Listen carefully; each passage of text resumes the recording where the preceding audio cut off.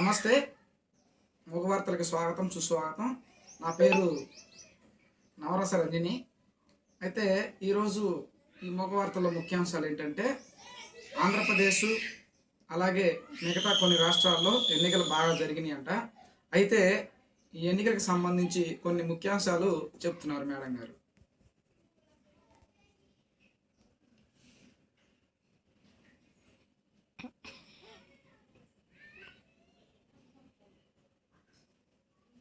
అయితే రాష్ట్రంలో ఎక్కడ కూడాను భీకరమైనటువంటి గొడవలేం జరగకుండా ప్రశాంతంగా సాగినాయి అంట ఎన్నికలన్నీ కూడా.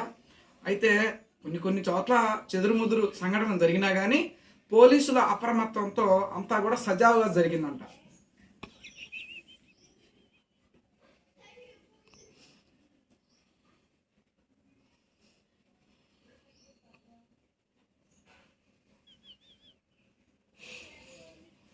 గుంటూరులో ముఖ్యంగా బ్లాక్ స్టార్ ఫ్యామిలీ ఈరోజు ఓట్లేసి వచ్చారంట. ఆయన వెళ్ళే టయానికి వాస్తవంగా జనాలు చాలా మంది ఉన్నారంట. ఉదయం వెళ్దాం అనుకున్నారంట, కానీ సాయంత్రం వెళ్దాం అనుకున్నారు.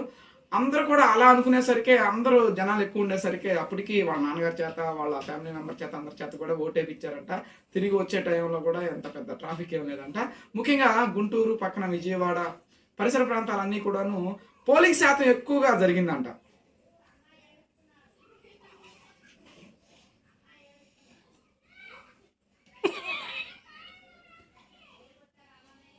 మామూలుగా అయితే ఈ ఎన్నికలు చాలా ప్రతిష్టాత్మకంగా జరగాల్సింది.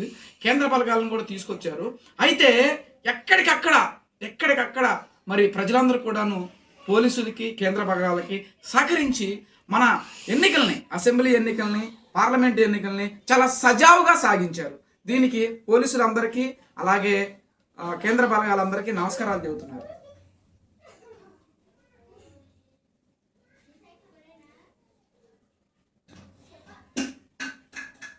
బ్రేకింగ్ న్యూస్, ఇప్పుడే అందిన తాజా సమాచారం. ఇంకా పోలింగ్కి గంట మాత్రమే టైం ఉందంట.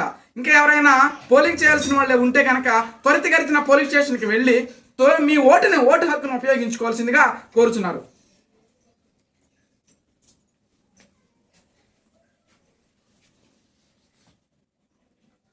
ఇంకో బ్రేకింగ్ న్యూస్, ప్రత్యర్థుల వర్గాల్లో గుండెలు పరిగెస్తున్నటువంటి ప్రత్యక్ష వర్గం ఏదేమైనా కానీ ఎవరు గెలుస్తారో అది పక్కన పెడితే కనుక పోలింగ్ శాతం యువకులు అసలు ముందుండి పోలింగ్ చేశారంట.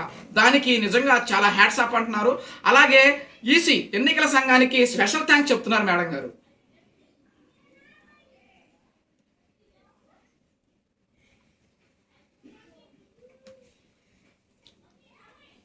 అసలు ఈరోజు ఈ ఎన్నికలన్నిటి కూడాను మరి ఎంతమంది కొత్త ఓటర్లు వచ్చారు, వాళ్ళందరికీ కూడా ఓటు వినియోగించుకున్నారా అనే దాని గురించి కూడా సర్వత్రా ఏకకంఠంతో ముక్తకంఠంతో అందరూ కూడా ఎదురు చూస్తున్నారు.